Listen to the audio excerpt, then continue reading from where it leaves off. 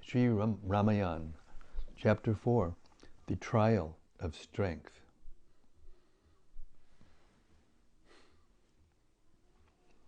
A beautiful sunrise over the Son heralded the dawn. The sounds of birds and forest animals filled the air as the sages and the princes bathed in the river. After performing their morning rituals and prayers, the boys came before Vishwamrita. The sage pointed to the river and said, "Here we should cross this river and make our way northwards to the Ganges." The boys looked around and saw nearby a line of sages holding their water pots and staffs, wading through the water at some shallow point. Rama and Lakshman fastened their silk garments up around their waists and placed their bows across their shoulders. Then, with Vishwamrita going immediately before them, they followed the sages through the clear, cool waters of the Son. After some time, they sighted the Ganges, shining in the late afternoon sun, appearing in the distance like a line of gold running across the landscape. Upon reaching the riverbank, they broke their journey and prepared to rest for the night. After worshipping the river with libations of water and lighting the sacred fire, the boys sat before Vishwamrita and inquired, "O holy sage, we wish to hear of the origin of this great river, which arrives at the Himalayas from the heavens, flows across the earth, and it is heard, courses even through hell itself. How has this river become so holy, and why does she spread her influence through all the three worlds?" Moved by this question, Vishwamrita called to mind the glories of the Ganges and began to speak. In flowing and beautiful Sanskrit verse, Vishwamrita narrated at length the history of the sacred river. When he was finished, the princes were wonderstruck, asking the sage again and again to continue speaking. The brothers listened all night as Vishwamrita recounted various other stories of the gods and demons. The following morning, they went towards the northeast, headed for Mithila. Gradually, the forest paths gave way to roads laid with stone that led to the city. The forest opened to fields of crops. As they came closer to Mithila, they saw well-planned gardens and groves with seats and fountains. The sounds of wild animals were replaced with the clamor of people in the city. Shouts of children and the rumbling of horse-drawn chariots greeted them as they entered the gates of Mithila. Huge elephants swayed along majestically, with smiling people waving from the howdahs on their backs. Gazing about them, the travelers saw the golden domes of innumerable temples, along with many mansions of brilliant white stone. Along the roadside were shops displaying countless varieties of fruits, vegetables, and all kinds of sweetmeats. Other vendors displayed rows of shining gems, looking like numbers of rainbows. Everyone called out respectful greetings as the party moved slowly past. As they went along the wide, smooth road, they were met by the king's ministers, who had already been informed of their arrival.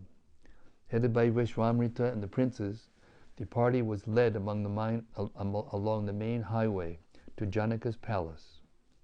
People thronged the sides of the road to gaze upon the famous sage and his two illustrious charges. As they looked upon the powerful princes, some of them guessed that they might be the sons of Emperor Dasharath. The people wondered what had brought the princes to Mithila. Were they going to attempt to string the king's great bow? As Rama smiled at the people, they were filled with a desire to see this handsome, powerful prince win Sita's hand. Janaka personally came out to greet them, accompanied by his priests and counselors.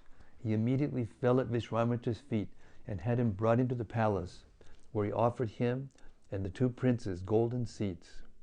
The king had water fetched for washing their feet and personally performed the ceremony. Once the formalities were complete, a meal was offered to the sage and the princes. As they sat on the floor on silk rugs, ivory tables were placed in front of them. Gold and silver dishes were fetched, containing choice foods of every description. They ate heartily, and when they were finished, Janaka said to Vishwamitra, "Great indeed is my good fortune today, for I see before me your holy self. I am blessed by your presence. Tell me, who are these two boys accompanying you? They appear like two powerful tigers, and they rival the gods in beauty and grace. What brings you here to my house, along with these boys equipped with weapons?" The king had waited until the travelers were rested and refreshed before making his inquiries. Vishwamitra told them all about the boys and how they had disposed of the Rakshasas in the forest. They had come now to see the famous bow. Janaka was thrilled to hear that they were princes from Ayodhya. Nothing could be better than an alliance with Dasharatha's line. If only Rama could pass the test of the bow. At that point, Satananda, Janaka's head priest,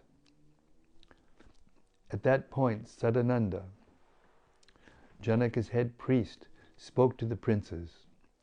After welcoming them, he began to narrate the history of Vishwamitra. Satananda was himself a great ascetic. He knew Vishwamitra well, having previously spent time with him in his hermitage. Seeing the famous sage again, Satananda felt inspired by affection to speak of his glories. Looking upon the beautiful faces of Rama and Lakshman, who sat enraptured by his speech, the priest told the story of Vishwamitra, who had performed difficult asceticism for thousands of years. He told them how the sage had once been a great king, and after practicing tremendous austerities, had been blessed by Brahma to become a powerful rishi. When Sadananda finished his astonishing tale, everyone gazed with awe at Vishwamitra, who sat flanked by the princes, his mind absorbed in thoughts of the Supreme Lord. Janaka approached the effulgent rishi and spoke to him with joined palms. "I stand blessed by your appearance, the holy sage. This account of your many glories has filled my mind with wonder. Indeed, I could go on hearing it again and again. But dusk has now fallen, and I beg your leave. Let us meet again in the morning, and it will be my very great delight to satisfy your every desire." Janaka, along with his ministers and priests, circumambulated Vishwamitra in respect, and then departed. After performing their evening rituals and prayers, Vishwamitra and the princes rested for the night in the king's palace. The following morning, Janaka again came before Vishwamitra. He bowed low before the sage and touched his feet, asking in a pleasing voice, "Please instruct me what I should do for you today, O sinless one. You are worthy in every way of receiving my service." Hearing these words from the virtuous and gentle king, Vishwamitra asked that they now be shown the bow.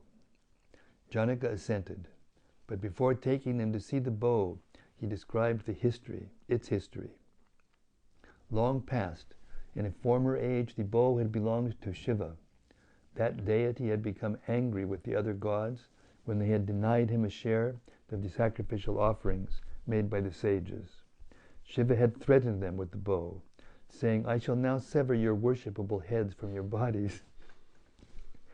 Stand ready on the battlefield if you have any valor."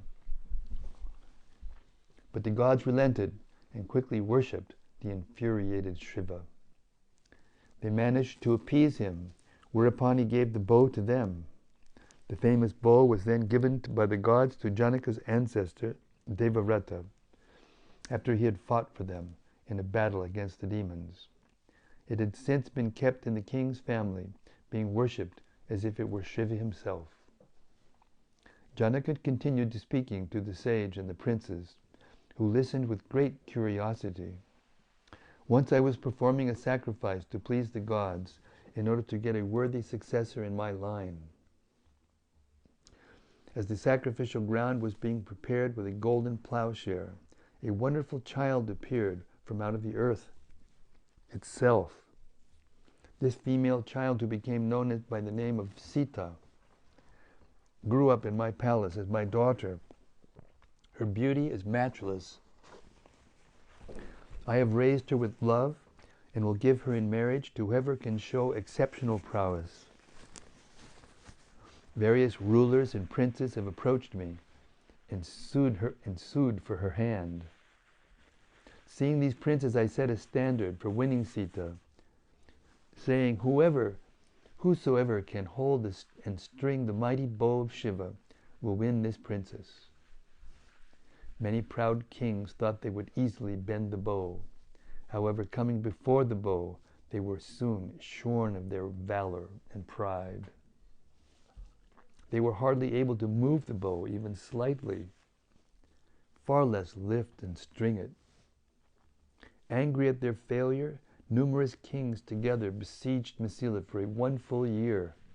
When my resources were exhausted, I prayed to the gods for support. I then received from them a vast army equipped with every kind of weapon. That celestial army quickly dispersed those bellicose kings in all directions. Thus the bow remains here, unconquered, and awaiting some truly powerful king. Janaka looked at the 2 royal brothers. Rama's fame had reached him, and he felt sure that the prince would win his daughter's hand. As the king beheld Rama's beautiful features, his powerful physique, and noble bearing, he longed for the prince to pass the test and become his son-in-law. He stood before Vishwamitra with folded palms. Come now, O sage, and bring these boys with you. If any can string the bow, then the hand of the divinely born Sita will be won. Janaka led them to the part of his great palace where the bow was kept. It was stored in an iron chest, which was adorned with gold engravings and covered over with numerous flower garlands. 300 powerfully built men somehow managed to move the chest to the center of the hall, where it lay. Janaka turned towards Rama. Here is the wonderful celestial bow. It has been kept and worshipped by the Janakas for many generations. Not even the gods, demons, yakshas, gandharvas, or kinnaras can string it. How then could any ordinary man gaze now upon this bow, O Rama? Janaka ordered that the chest be opened. As the lid was lifted, the brilliant bow was revealed. It spread a golden glow all around. Constructed of pure horn, it was skillfully worked with gold and silver images of the pastimes of the gods. Hundreds of golden bells and ornaments hung from the bow, which was studded with diamonds and other gems. Seeing the bow, the 2 princes gasped in appreciation. Rama bowed down in respect and then walked slowly around it. He looked towards Vishwamitra, who nodded slightly. Understanding Vishwamitra's indication, Rama stood with joined palms at the bow's center. He turned to Janaka. I wish to attempt your test. I shall now try to lift this heavenly bow to gauge its weight and strength. While being extolled by Vishwamitra and other sages who uttered victory, victory, Rama placed his hand upon the bow. There was complete silence in the hall. Janaka held his breath as Rama stood motionless.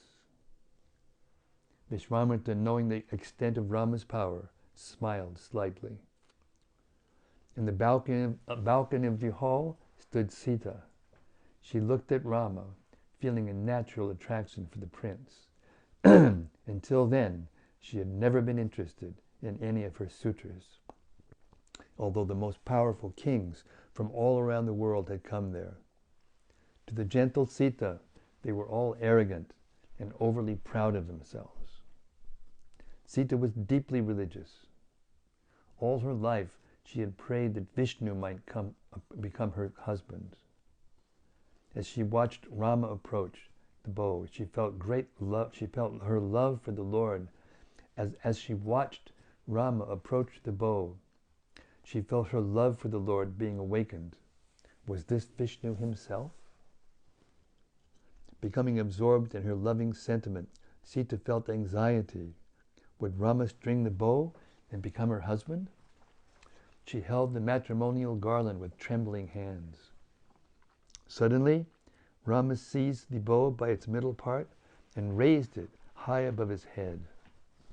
A gasp of astonishment filled the hall. It was inconceivable. Rama tossed the bow slightly to gauge its weight. Placing one end of the colossal bow on the ground, Rama then moved to the other end and strung it. He pulled the string and bent the bow round into a semicircle. It broke suddenly, and a sound like a crash of thunder reverberated around the hall.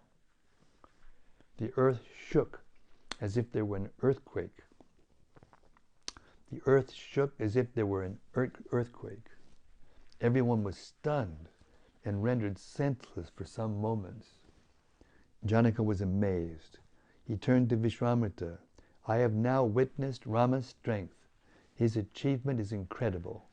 Having secured Rama as her husband, Sita will bring undying fame to my family. Janaka's eyes were filled with tears. Surely Rama was a divine personality. There could be no doubt. Till then, no king had been able to move the bow even slightly. Some could hardly even look upon it. But Rama had handled it as if it were a piece of bamboo. The king looked up to Sita in the balcony. She was filled with delight upon seeing Rama's feat, and her breast heaved with excitement. Awaiting her father's indication to come down, she stood surrounded by her many female attendants.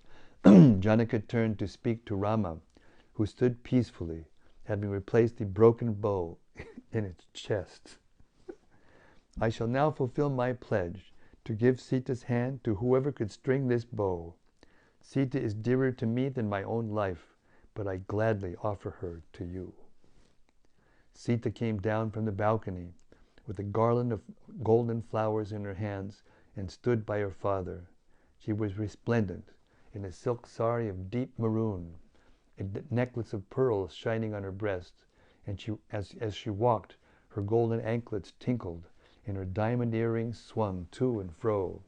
Smiling gently, she shyly lifted her eyes a little and looked at Rama, who caught her glance. Both felt their hearts moved by love. In that moment, their union was forged. Sita's father signaled, and she went before Rama. She placed the garland around his neck, indicating her acceptance of him as her husband. She blushed slightly and kept her eyes down. Walking slowly, she went back to her father, who felt as if his heart might burst with happiness. The king wanted to perform the marriage ceremony as soon as possible. He asked for Vishwamitra's permission, and when the sage agreed, the king arranged for swift messengers to go to Ayodhya to inform Dasharatha. The ministers of Janaka left immediately and arrived at Ayodhya after 3 days. They quickly went to the palace and were ushered into the presence of Dasharatha, who appeared to them like a powerful god. Put at ease by the emperor's benign expression and gentle words of welcome, the ministers politely told him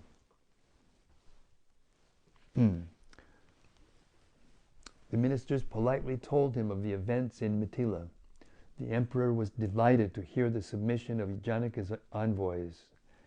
Rama and Lakshman were well.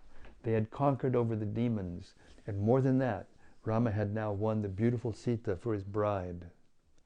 Dasharatha recalled how he had been contemplating the marriage of his son. Even as Vishwamitra had arrived at his palace, the sage must have been sent by Providence, by whose arrangement this union had surely been made. After consulting with his counselors, Dasharath made up his mind to leave the next day for Mithila.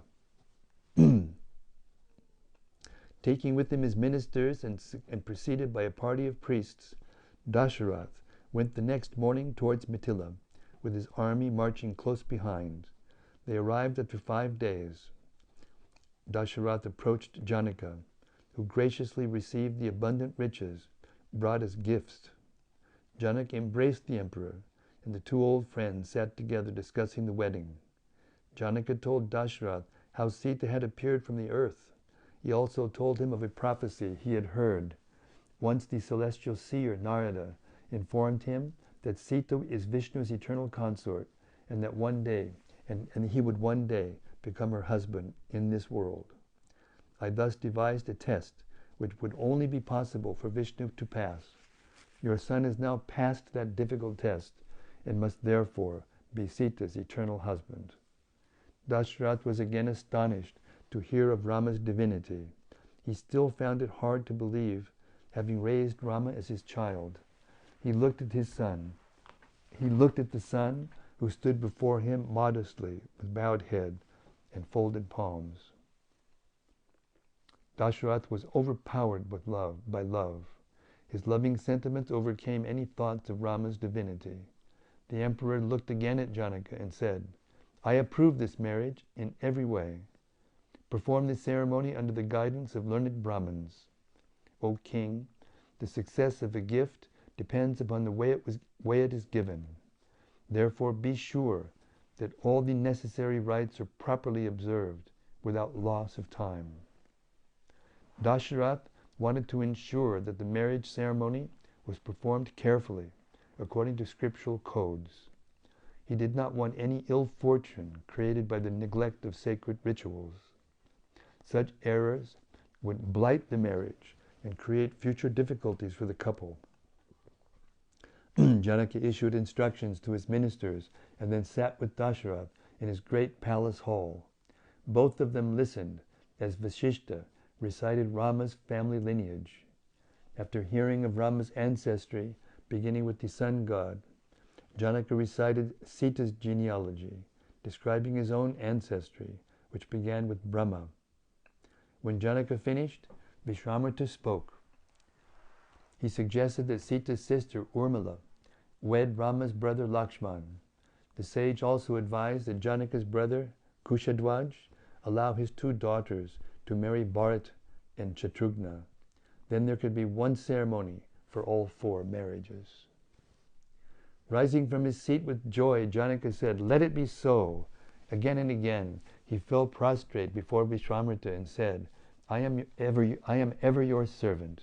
Your words are worthy of my worship, and I stand commanded by you. Let the wedding take place tomorrow, a day marked by favorable stars. As the 2 kings sat talking together, the sun gradually set. Janaka took his leave from Dasharath and departed for his personal quarters, flanked by his ministers and 100 warriors. Thousands of golden oil lamps lit up the hall as the crowds of Brahmins made their way out, all of them constantly uttering auspicious Vedic hymns. The following morning, Dasharath rose early and performed a first ritual for invoking good fortune. He had his 4 sons brought before him, and then gave the Brahmin priests 100,000 cows on behalf of each of them. The emperor also distributed gold and gems to the thousands of rishis assembled in Mithila to witness the wedding. The 4 princes shaved their heads and dressed in silk robes, putting on brilliant jeweled ornaments. Surrounded by the 4 handsome and effulgent youths, Dasharath shone like Brahma, surrounded by the celestial guardians of the 4 quarters. A great pavilion had been erected for the ceremony. Its walls were constructed of marble, and it was supported on numerous pillars studded with sparkling gems, fragrant and brightly colored flower garlands were draped everywhere, and the air was filled with the scent of black aloe incense. Large stands constructed of mahogany, inlaid with coral and pearl, holding rows of golden seats, surrounded the sacrificial arena area. Kings from all around the world, along with their ministers, filled the stands, eager to see the wedding. The entire pavilion was crowded with jubilant people who cried out, "All glories to Rama and Sita." Hundreds of elderly Brahmins, wearing simple loincloths with clean white threads hanging from their left shoulders, were seated around the sacrificial arena. They recited Vedic hymns continuously, and the melodic rise and fall of their metrical chanting filled the pavilion. Musical instruments played, while expert singers sang the praises of Rama and Sita. The whole assembly appeared like an exuberant festival held in the heavens by the gods. Dasharatha and his 4 sons approached the sacrificial fire, which was tended by Vasishta. When they were seated, the princes saw Sita and the other 3 princesses enter the arena. The princes' minds were captivated by the beauty of their wives-to-be. Adorned with shining silk garments, jewels, and gold ornaments, the princesses appeared like 4 goddesses descended from the celestial realm. They sat down opposite their intended spouses, glancing down shyly, and Vasishta immediately began the wedding ceremony. Janaka stepped forward, speaking in a voice choked with emotion. "My dear Rama, I now give to you Sita, my own beloved daughter, to be your assistant in all your religious duties. She will always remain exclusively devoted to you and will follow you like your own shadow. Take her hand in yours and accept her. I bless you both." Janaka took Rama's hand and placed it over Sita's. Vasishta sprinkled sanctified water over their clasped hands, signifying the confirmation of the gift of Sita. Holding Sita's hand, Rama led her slowly around the sacred fire. From the upper regions of the pavilion, the gods were heard to exclaim, "Excellent! Bravo!" Celestial flowers rained down upon Rama and Sita. The entire assembly of onlookers erupted with a shout of joy. Both Dasharatha and Janaka looked with tearful eyes at the newlywed couple. Rama's complexion, resembling a celestial emerald, contrasted the pure white features of Sita. They were both covered with golden flower petals, and their many jewels shone brilliantly. As they walked hand in hand around the fire, Sita looked down in shyness, while Rama smiled at the loudly cheering crowds in the pavilion. Each of Rama's 3 brothers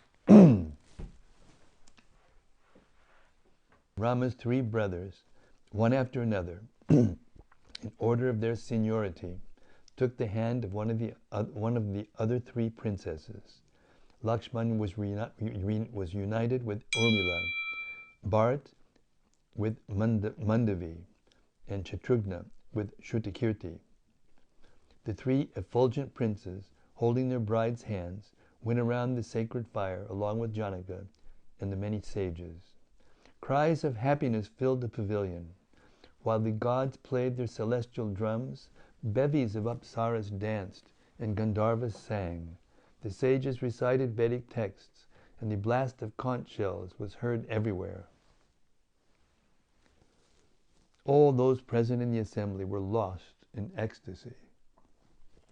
The ceremony ended at midday, and the kings and princes gradually retired to their tents, headed by Dasharatha, Janaka, and the 4 newly married couples. The following day, Vishwamitra, after taking permission from both Dasharatha and Janaka, left for the northern Himalayan ranges, his mind intent on the performance of asceticism. Janaka bestowed upon his daughters a dowry consisting of hundreds of thousands of cows and an equal number of elephants.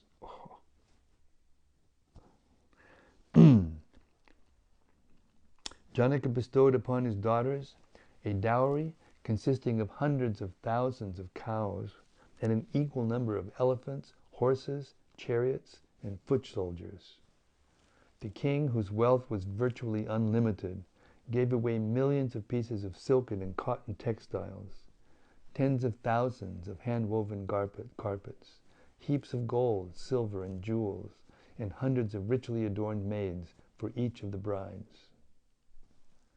After a few days, Dasharath left for Ayodhya, proceeding at the head of a large army. As the king, surrounded by his sons and the host of sages, were traveling along the broad road that led to Ayodhya, he suddenly saw a strange omen. Birds began to cry out fearfully and swoop low over their heads. Witnessing this foreboding sign, Dasharatha's heart quivered and his mind became fearful. The king asked Vasishtha if he knew the cause of those omens. "These signs portend some grave danger," replied the rishi, "but here are groups of deer crossing our path from left to right. This indicates our deliverance from that danger. You should not fear." A fierce tempest blew up. The sun was enveloped in darkness, and the sky became black. Trees crashed to the ground and the earth shook. A dreadful dust storm swirled around the travelers, confounding their senses. They were rendered virtually unconscious. Suddenly, from out of the darkness, appeared the terrible sage Parashuram.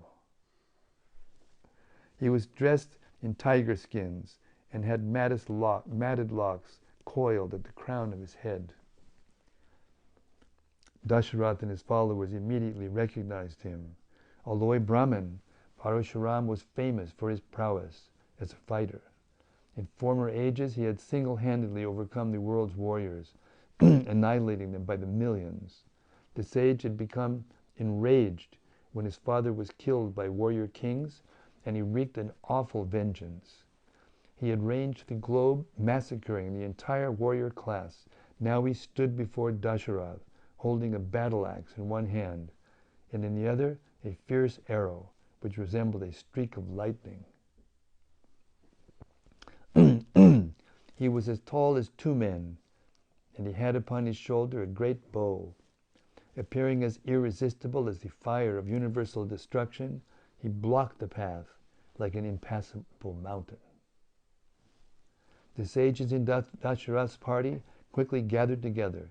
They took water to wash Parashuram's feet and hands and offered him gentle words of welcome. Accepting the honor offered by the sages, Parashuram looked at Rama and said in a grave voice, "O Rama, I have heard of your strength. By breaking Shiva's bow, you have performed an incredible feat. How can I, who has formed a great enmity with all warriors, tolerate hearing of such prowess existing in a king? I have here another sacred bow, that of Vishnu. Let us see your power now. Fit this celestial arrow upon this bow and simply draw it to its full length. If you are able to accomplish this task, then I shall challenge you to single combat. When you stand upon the battlefield and are swept away by the force of my weapons, you shall earn undying fame." Dasharath drew up his hands in horror. Dasharath threw up his hands in horror. Knowing well of Parashuram's power, he feared for Rama's life. He approached the sage with joined palms and entreated him to spare Rama, paying no heed at all to the king. Parashuram continued to speak only to Rama. "Both the bow broken by you and this one here were constructed by the architect of the gods, Vishwakarma. The one you sundered formerly belonged to Shiva. However, this one here was Vishnu's property. It is thus more powerful than the one you broke, for Vishnu is always Shiva's superior." Parashuram took the bow from his shoulder. With furrowed brows, he gazed at Rama with bloodshot eyes, not immediately recognizing the prince's divine identity. "The bow has been passed down from Vishnu to my ancestors and finally to me. I now offer it to you, O Rama. Considering your sacred duty as a warrior to always accept a challenge, exhibit now the strength of your arms. Parashuram held out the enormous bow. Rama, smiling slightly, stepped forward. I have heard of your tremendous feat in fighting and killing all the world's warriors 21 times. You have fully avenged your father with this commendable action. Even as a child, Rama had been told the story of Parashuram. The many kings killed by that sage had become debauched, and it was by divine arrangement that they had been annihilated. As a sage, Parashuram had performed much asceticism and had finally been personally empowered by Vishnu himself. By dint of Vishnu's own desire and power, Parashuram had been able to exterminate the warrior class. Now Vishnu, appearing as Rama, again stood before the sage. He continued to speak. You are a Brahmin sage, and are therefore worthy of my worship. However, since you despise me, seeing me to belong to the warrior class, I shall now display to you my personal prowess. Rama seized the bow along with the blazing arrow from Parashuram's hand. He strung the bow in an instant and drew the arrow back to his ear. Looking angrily at Parashuram, he asked, "Where shall I discharge this deadly shaft, O sage?"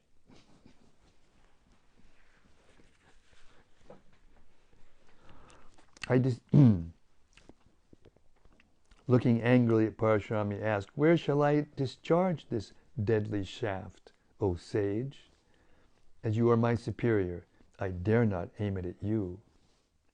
Hosts of gods had assembled in the sky. Seeing the celestial bow drawn in anger by Rama, and fearing that he may destroy the heavens, they cried out, "Vishnu, save us, save us." Rama, standing with the bow, blazed as brilliant as the sun, and Parashuram fell back in astonishment. He felt his own power completely eclipsed by Rama. Suddenly realizing Rama's identity, the sage spoke in faltering tones. "You appear invincible, and I can understand that you must surely be the imperishable Vishnu himself. I accept defeat, but I am not shamed, as you are indeed the Lord of all the worlds."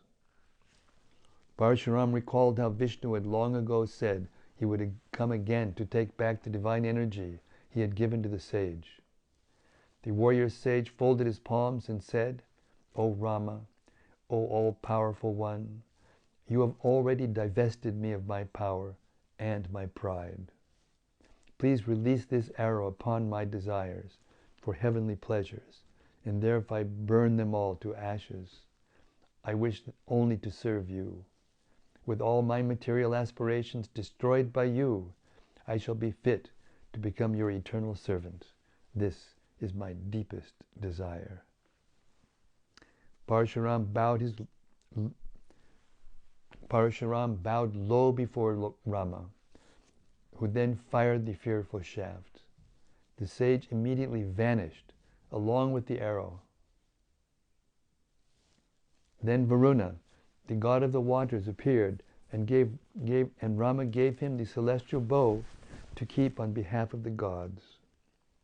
The exchange between Rama and the sage was heard and understood only by Vasishtha and a few other spiritually powerful Brahmins. The king and the others present had been wholly confounded by the events that had occurred. They were amazed and relieved to see that Rama had somehow appeased the sage. Everything again became calm, and the party resumed their journey, soon approaching Ayodhya. Word had already reached Ayodhya of the approach of Dasharatha's party.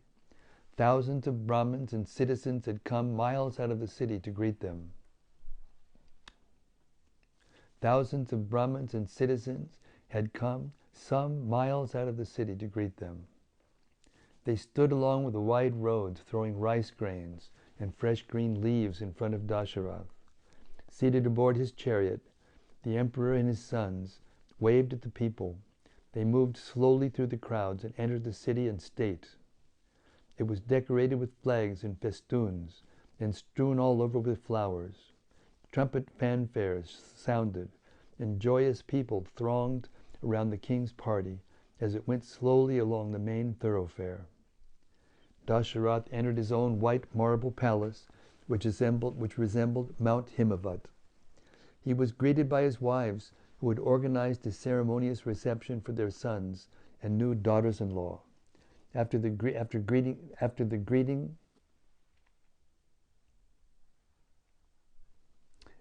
greeting, the princes and princesses went to their respective palaces and began to enjoy life in Ayodhya exactly like the gods in heaven. After a few weeks, Dasharatha asked Bharat and Shatrughna to go to the kingdom of their father-in-law, Kushadvaj, who himself had no sons. The emperor instructed the princes to assist Kushadvaj in the affairs of state. Along with their wives and large army, Bharat and Shatrughna therefore soon left the capital and went to Rajagriha, where Kushadvaj lived. Chapter 4.